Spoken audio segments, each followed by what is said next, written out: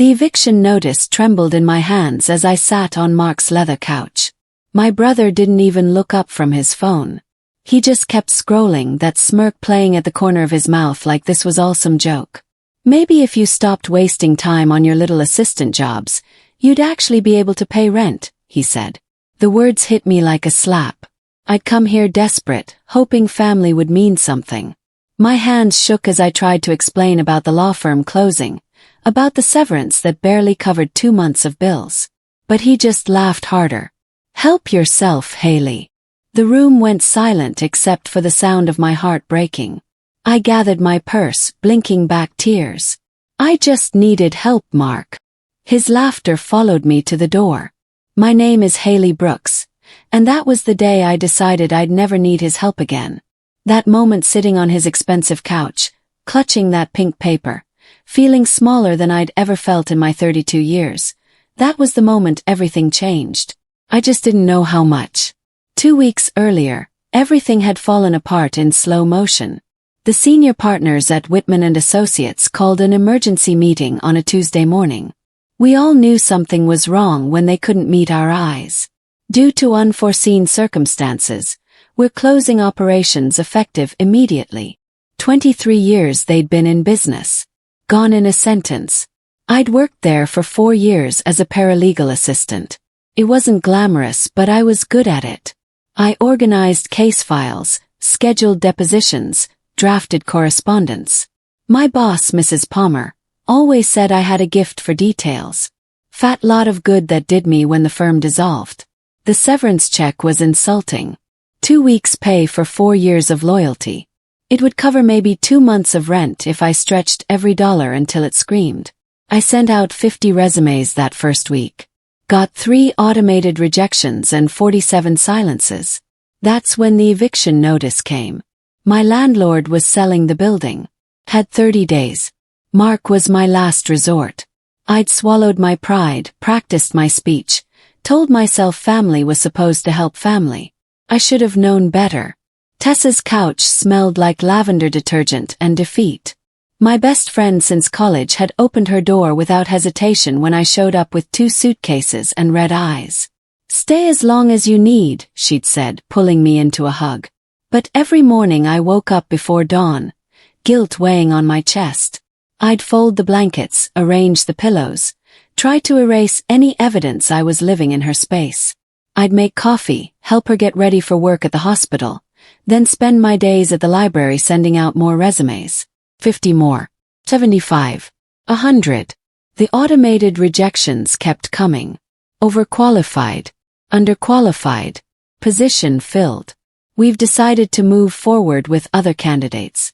Every night I'd scroll through job boards until my eyes burned, telling myself tomorrow would be different. Pride and fear wrestled in my chest. Pride that I was handling this alone. Fear that I might never stop sleeping on couches. 3 weeks passed like this. Then my phone rang from a number I didn't recognize. I almost didn't answer. Is this Haley Brooks? The woman's voice was professional but warm. Yes, speaking. I'm calling from Fairway Residentials.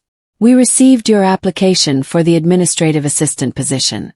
Would you be available for an interview tomorrow? I hadn't even remembered applying to them. It must have been one of the late-night applications, sent in a blur of desperation. Property management wasn't law, but I didn't care. It was a lifeline. The interview was at 9. I showed up at 8:30, wearing my best suit, the navy one I'd bought for court appearances. The office was smaller than I expected, tucked into a strip mall between a dry cleaner and a coffee shop. Mr. Dalton was in his late 50s, with kind eyes and a firm handshake. He asked about my organizational skills, my attention to detail, whether I could handle difficult tenants. I've handled difficult attorneys, I said. I think I can manage. He smiled. The pay isn't great to start. $15 an hour. But stick with us and you'll move up fast, Haley. I can see potential. I wanted to cry from relief. Instead, I shook his hand and said I'd see him Monday. My first day at Fairway Residentials was overwhelming in the best way. There were tenant files to organize, maintenance requests to process, lease agreements to review. Everything was color-coded, alphabetized, cross-referenced. After weeks of chaos, the structure felt like coming home. I learned the systems quickly. Blue folders for active leases. Yellow for renewals. Red for delinquencies. Mr. Dalton seemed impressed with how fast I caught on. "You're a natural at this," he said, watching me reorganize the filing system. "Most people take a month to learn what you picked up in a week." There was something satisfying about solving problems with clear solutions. A leaky faucet. Call maintenance. A noise complaint. Document and warn. Late rent. Follow the policy step by step. My coworker Angela showed me the ropes. She'd been there 12 years and knew every tenant by name. "Just remember," she said, "we're firm but fair. Policy exists for a reason." That became my mantra. Firm but fair. Late one evening, processing renewal applications, I saw a name that made my hands freeze over the keyboard. Mark Brooks. My heart stopped. I double-checked the address, the unit number, the lease start date. It was him. My brother lived in one of the properties Fairway Residentials managed. Building C, Unit 407. A two-bedroom he'd bragged about when he first moved in 3 years ago. The coincidence felt impossible. Out of all the management companies in the city, I'd ended up working for his landlord. I closed the file quickly, checking over my shoulder like someone might see my reaction. My hands trembled slightly as I filed it back in its proper place. I didn't tell anyone. Not Angela, not Mr. Dalton, not even Tessa when I got back to her apartment that night. Something about keeping the information to myself felt powerful. Like I was holding on to a secret the universe had handed me. "Just fate knocking," I whispered to myself later, staring at the ceiling from the couch. 2 months passed. I threw myself into work, proving I was more than capable. I arrived early, stayed late, volunteered for extra projects. My efficiency ratings were the highest in the office. Then Mr. Dalton called me into his office. "I'm promoting you to assistant portfolio manager," he said. "It comes with a raise and more responsibility, including approval oversight on tenant renewals." The promotion felt surreal. Assistant portfolio manager meant real decisions, real authority. It also meant reviewing delinquent accounts and making recommendations on lease renewals. My first assignment landed on my desk Monday morning, a report of tenants who were behind on payments.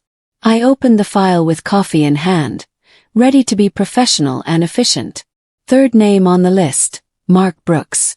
2 months behind. The coffee suddenly tasted bitter. I set it down carefully, reading through his account history. He'd been late before, several times over the past year. Always paid eventually, always with excuses. But 2 months was different. 2 months triggered formal review. I could feel my pulse in my throat. This wasn't just a name on a screen anymore. This was real. This was Mark, who'd laughed at my desperation, now desperate himself. Angela popped her head in. "Those reviews need to be done by tomorrow. Mr. Dalton wants your recommendations for who we pursue and who we work with." I nodded, unable to speak. That night I barely slept. The memory of his laughter kept replaying. The way he'd scrolled through his phone while I begged. The casual cruelty in his voice. But I wasn't that person on his couch anymore. I reviewed Mark's file again the next morning, this time looking deeper.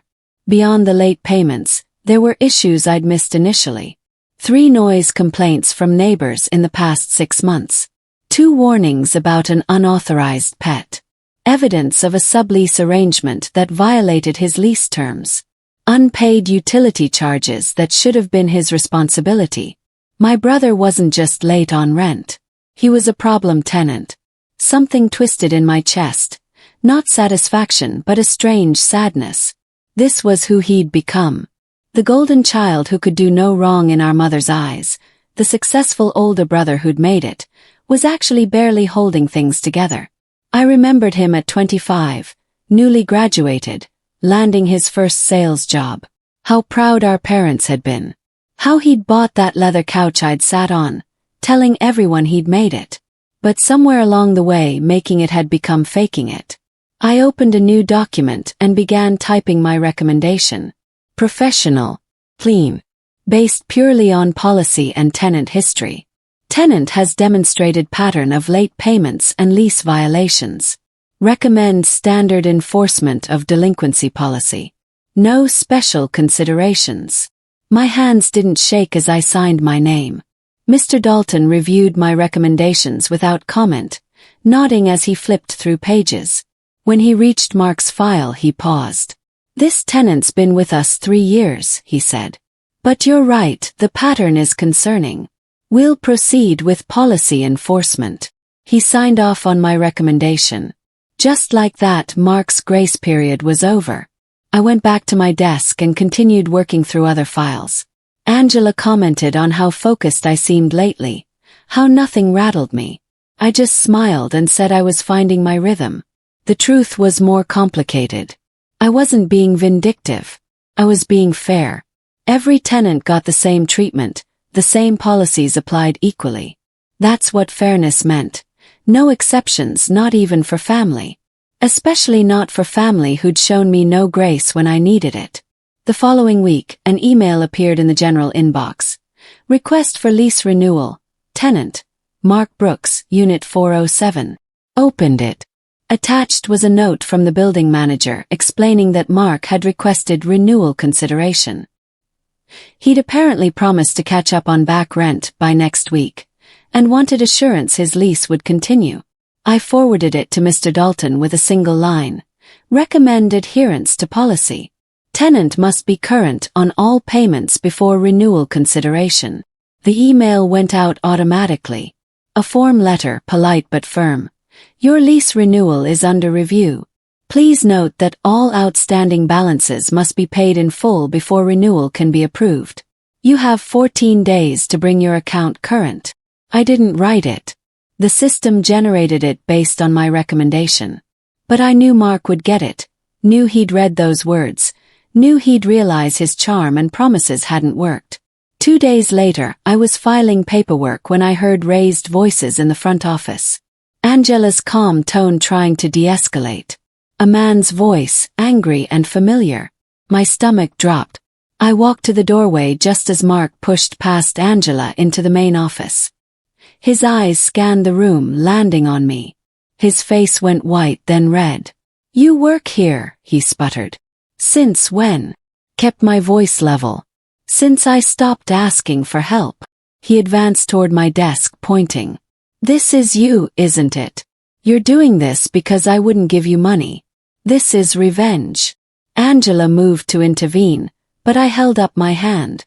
I reached into Mark's file and pulled out a single document. His lease agreement. I slid it across the desk toward him, pointing to Section 8, Clause 3. No unauthorized sublets. You signed this. His face went redder. You can't do this to me. I'm just doing my job, Mark. Mr. Dalton appeared in the doorway, drawn by the commotion. His expression was calm but stern. Is there a problem here? Mark spun toward him. This is my sister. Is this your sister, Miss Brooks? Mr. Dalton asked me directly. I met his eyes. Yes, sir. He's a tenant in Building C. I've been handling his account according to standard policy. Mark tried to argue, but Mr. Dalton cut him off with a raised hand. Sir, if you have concerns about your lease, you can schedule an appointment. But I won't tolerate disruption of my office. Please leave or I'll call security. The words hung in the air. Mark looked between us, realizing he had no leverage here. He grabbed the lease document off my desk and stormed out, slamming the door hard enough to rattle the windows. The office was silent. I waited for the reprimand, for Mr. Dalton to question my professionalism. Instead, he asked me to step into his office. My heart sank. This was it. I'd be fired for conflict of interest, for letting personal history interfere with business. But when I sat down, Mr. Dalton smiled. You handled that well. You kept your composure when most people would have lost it. And blinked. Sir, I'm expanding your role. You'll oversee renewal approvals for the entire region now. Same policy application, broader scope. Can you handle it? I nodded, not trusting my voice. The promotion came with a significant raise and a real office. Small but mine. I moved my things in that afternoon, still processing what had happened. While Mark had tried to intimidate me, I'd been elevated. But the victory felt hollow when my phone rang that evening. Mom's name flashed on the screen. How could you? She said instead of hello. Your own brother. Closed my eyes. What did he tell you? That you're punishing him because he couldn't help you with rent. That you're using your job to get back at him. Haley, he's family. The words I'd been holding back for years pushed up my throat. I was family too, Mom. When I was desperate, when I needed help, he laughed at me. He actually laughed. He didn't mean. He did mean it. And now he's facing consequences for not paying his bills, for breaking his lease terms. I'm not punishing him. I'm treating him exactly like every other tenant. Silence on the other end. Then, you're being cruel. No, Mom. I'm being fair. There's a difference. She hung up without saying goodbye. I sat in my new office for a long time after that, watching the sun set through the window. The city looked different from up here. Bigger, full of possibility. But also lonelier than before. The family gossip spread fast. My phone buzzed with texts from relatives I hadn't heard from in years. Most were variations of the same theme. Family helps family, blood is thicker than water, can't you give him a break? No one had asked if I was okay when I was sleeping on a couch. No one had called to see if I needed help. But now that Mark was facing consequences, suddenly family loyalty mattered. Stopped responding after the first few. There was no point explaining. But then Mark's text came through. You'll regret this. Just 4 words, but they carried weight. Not quite a threat, but close enough to make my skin prickle. I screenshotted it and saved it to a folder just in case. Then I blocked his number. At work, I focused on being exceptional. I processed renewals efficiently, helped Angela train a new hire, reorganized the entire regional filing system. Mr. Dalton kept praising my work ethic, my attention to detail, my ability to separate personal feelings from professional duties.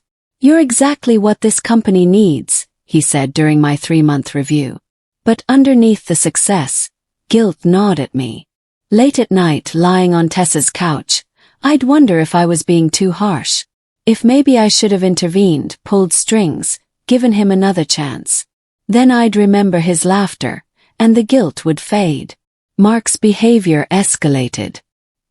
He started calling the office repeatedly, demanding to speak to someone in charge.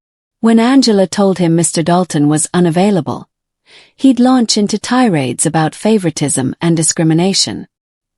He showed up twice more, once trying to push past reception, once waiting in the parking lot to corner Mr. Dalton. Security escorted him away both times. Each incident was documented. Each call logged. The file grew thicker. Finally, Mr. Dalton called me in.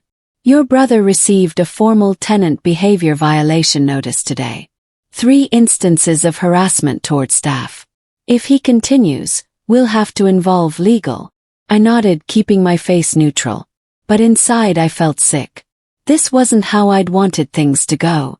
I'd wanted him to simply pay his rent, follow the rules, be a responsible adult. Instead he was spiraling. I'm sorry this is affecting you, Mr. Dalton continued. I know it can't be easy. I'm fine, I lied. Policy is policy. That weekend, I finally moved into my own apartment. The promotion had come with enough of a raise that I could afford a small studio across town. Tessa helped me move my 2 suitcases and the few things I'd accumulated. You did it, she said, hugging me in the empty space. You really did it. I smiled, but couldn't shake the feeling that something worse was coming. The notice arrived Monday morning. Mark's case was being escalated to potential eviction proceedings. 3 months of unpaid rent, multiple lease violations, harassment of staff. The legal department needed documentation. I volunteered to do a property inspection, Standard procedure before eviction. Mr. Dalton approved it, and I drove to Building C that afternoon with a clipboard and camera. Unit 407 showed obvious neglect. Cigarette burns on the carpet despite a no-smoking clause. Holes in the walls from removed fixtures. Water damage around the bathroom that hadn't been reported. And yes, evidence of the unauthorized sublease. Mail addressed to someone named Kyle Patterson. I documented everything clinically, taking photos, making notes. But with each violation I recorded, the weight in my chest grew heavier. This was my brother's life falling apart, one broken rule at a time. Driving back to the office, I had to pull over. My hands shook on the steering wheel. I wasn't gloating. I wasn't happy. I was just sad. Sad that it had come to this. Sad that Mark had never learned to be accountable. Sad that our family had raised him to think rules didn't apply to him. I sat in my car for 20 minutes before I could drive again. Mark was waiting outside my office the next morning. He looked different. Thinner, unshaven, wearing the same clothes I'd seen him in days before. The leather couch smugness was gone, replaced by something desperate. "Haley, please," he said before I could reach the door. "I can't lose this place. Just talk to them for me. Tell them I'll do better." I stopped, key in hand. For a moment, I saw him as he used to be. My big brother who'd taught me to ride a bike, who'd scared away bullies in middle school, who'd been my hero before he became my judge. But then I remembered sitting on his couch, trembling, begging. I remembered his laughter. "You never talked for me when I needed help," I said quietly. I know I was wrong. But please." "No, Mark. Can't help you. And honestly, you shouldn't want me to. You need to face this yourself." I walked past him into the building. He didn't follow. Through my office window, I watched him sit in his car for an hour, head on the steering wheel. Part of me wanted to run out there, to fix everything like I'd always tried to fix things. But I stayed at my desk and did my job. The next day, Mom showed up. She stormed past Angela like a tornado, her face red with fury. "You should be ashamed of yourself." The office went silent. Everyone pretended to work while clearly listening. I stood up slowly. "Mom, this isn't the place. You're destroying your brother. You're tearing this family apart. What kind of person does this to their own blood? Years of being the responsible one, the understanding one, the one who always accommodated everyone else's needs. It all cracked open. The kind of person who got laughed at when she was desperate," I said, voice steady but sharp. "The kind of person who slept on a couch for months while her brother lived in a 2-bedroom apartment he couldn't afford. The kind of person who's tired of being told family matters only when it's convenient for you." Mom's eyes widened. "How dare you? You raised a man who thought he was above accountability, Mom. He's not being punished because of me. He's facing consequences because of himself. I'm done protecting him from reality." She stared at me like I was a stranger. Maybe I was. Maybe I'd finally become someone who could stand up for herself. "If this is who you've become," she said coldly, "then I don't know you anymore. Maybe you never did." She left without another word. Angela approached my desk after, squeezing my shoulder. That took guts. But Mr. Dalton's reaction surprised me more. "Corporate wants to commend you," Mr. Dalton said, sliding a letter across his desk. "For ethical conduct under family pressure." I read it twice, not quite believing the words. They were praising me for staying professional, for not letting personal relationships compromise policy enforcement. They'd even invited me to participate in an internal leadership development program. "You handled a difficult situation with integrity," Mr. Dalton continued. "That's rare. You're going places, Haley." The validation should have felt good. It did feel good. But it was also bittersweet, knowing it came at the cost of family relationships. A week later, Mr. Dalton placed a new file on my desk. "This requires your attention." Opened it. Mark Brooks had applied for a landlord reference for a new apartment. He'd listed me as the contact person at Fairway Residentials. The audacity almost made me laugh. After everything, he was still trying to use Family Connection. I pulled up the standard reference form on my computer. Under Tenant Behavior and Compliance, I had to rate him and provide comments. My fingers hovered over the keyboard for a long moment. Then I typed, "Tenant failed to comply with lease terms. Multiple violations and late payments documented. Cannot recommend." I signed it and sent it through official channels. The reference letter sealed Mark's fate. 2 properties rejected his applications within days. He was effectively blacklisted in our rental market. I heard through the family grapevine that he'd lost the apartment, that his car had been repossessed, that he was scrambling to find anywhere that would take him. Mom stopped speaking to me entirely. My aunt sent a long text about forgiveness and family values. My uncle said I'd gone too far. But none of them offered to help Mark either. They just wanted me to fix it, to make it go away, to be the solution without them having to be uncomfortable. Tessa found me crying in my apartment one night. "You okay?" "I don't know," I admitted. "I keep wondering if I'm the villain in this story." "You're not," she said firmly. "You're just the first person who stopped enabling him." "Then why does it feel so awful?" "Because you're not cruel, Haley. If you were, this would be easy."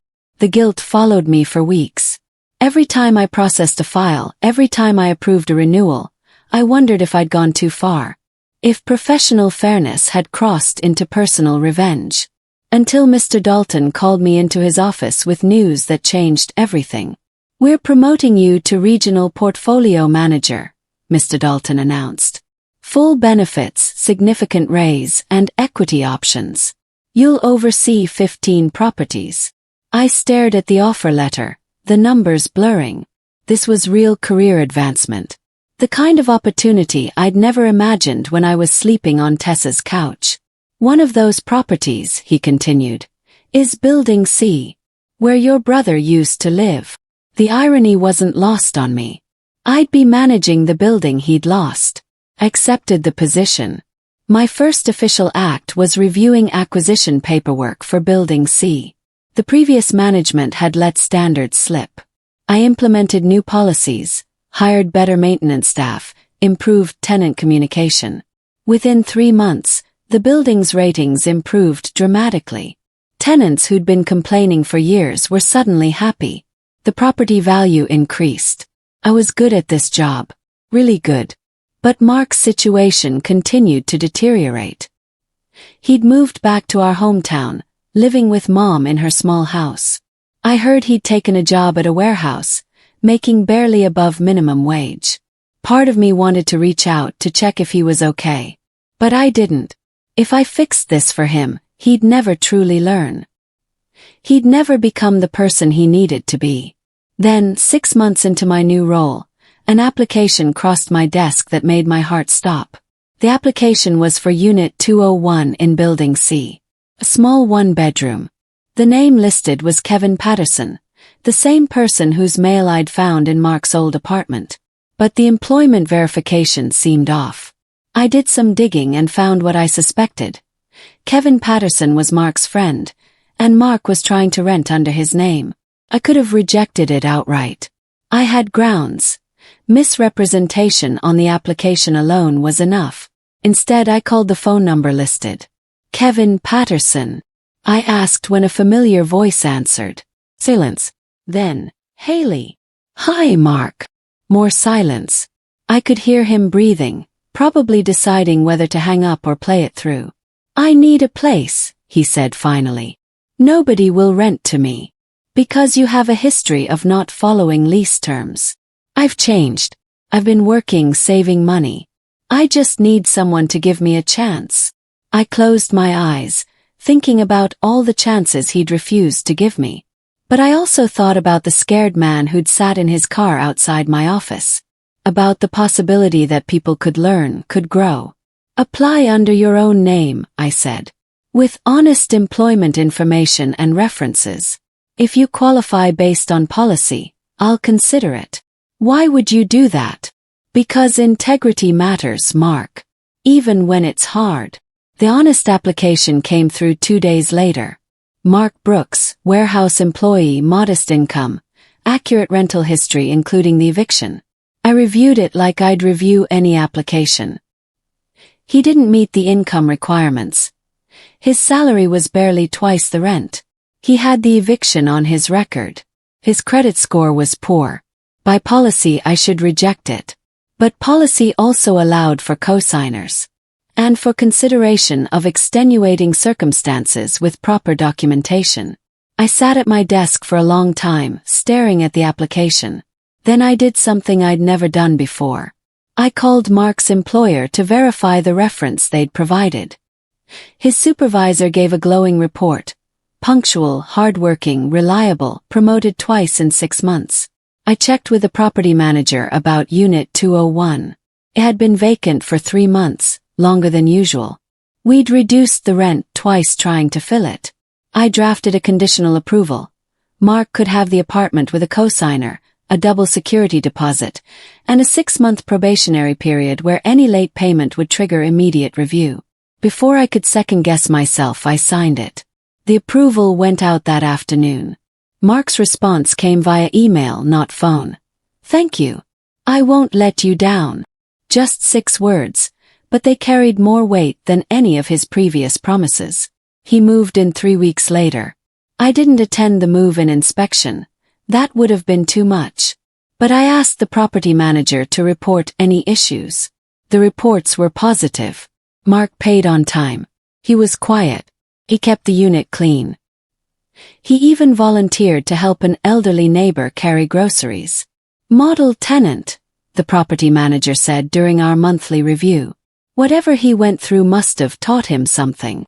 Meanwhile, my career continued flourishing. I was nominated for Employee of the Year based on my turnaround of multiple troubled properties. The award ceremony was at a fancy hotel downtown, with company executives and regional managers. When they called my name, I walked to the stage in a daze. "Haley Brooks," Mr. Dalton announced, "has demonstrated exceptional integrity under pressure. Her commitment to fair policy enforcement, even in difficult personal circumstances, represents the best of what our company stands for." The applause felt surreal. I accepted the Crystal Award, gave a brief speech about the importance of treating every tenant with the same standards, and returned to my seat. Later, checking my phone, I found a text from an unknown number. "Saw your award announcement online. Congratulations. You earned it. Mark." 3 months after the awards ceremony, Mark requested a meeting. Not at the office. At a coffee shop halfway between his warehouse and my apartment. Almost said no. But curiosity won. He looked different. Healthier. He'd gained back some weight, gotten a haircut, bought clothes that fit properly. But the biggest change was in his eyes. The arrogance was gone. "I wanted to thank you," he said once we sat down. "For the apartment, but also for everything before that." I sipped my coffee, waiting. "I was angry for a long time," he continued. "I blamed you for everything that went wrong. But you weren't the problem. It was the eviction, the repossession, moving back to Mom's. It was all my own doing. You were just the first person who stopped covering for me." "Mark, let me finish." He took a breath. I needed to hit bottom. I needed to lose everything to realize I'd been living beyond my means, breaking rules, thinking I was special. You saw it before I did. And yeah, it sucked going through it. But I'm better now. I'm actually making it work instead of faking it. The words hung between us. I could see he meant them. "I never wanted you to fail," I said quietly. "I just wanted you to see me as a person who deserved the same consideration you expected from others. I see that now. I'm sorry I didn't before."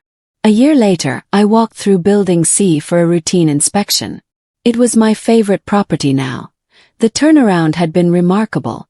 High occupancy, happy tenants, well-maintained units. My new assistant, a sharp young woman named Keisha, accompanied me with a tablet, taking notes. "So you started here?" she asked, looking around. "At this building?" Smiled. "Not exactly. I started on a couch." She looked confused, but I didn't elaborate. We checked several units, reviewed maintenance logs, spoke with tenants. Everything was running smoothly. At the office, a stack of renewal applications waited on my desk. I went through them methodically, checking payment histories, reviewing notes, making decisions. Halfway through the stack I found one that made me pause. Mark Brooks, Unit 201, requesting renewal for another year. His payment history was perfect. Not a single late payment in 12 months. No complaints. He'd even received a commendation from the building manager for helping during a pipe burst emergency. I pulled out my approval stamp, pressed it firmly onto the application, and signed my name underneath. Then I wrote a personal note on the file. Approved. Tenant has demonstrated significant growth and reliability. Recommend standard renewal terms. Looking out my office window at the city, I thought about that day on Mark's couch, holding an eviction notice, feeling smaller than I'd ever felt. Come so far since then. We both had. Justice wasn't revenge. It was growth. It was learning. It was becoming better versions of ourselves through consequences and choices. I filed Mark's approval and moved on to the next application. Just another day. Just another decision. Just another chance to be fair.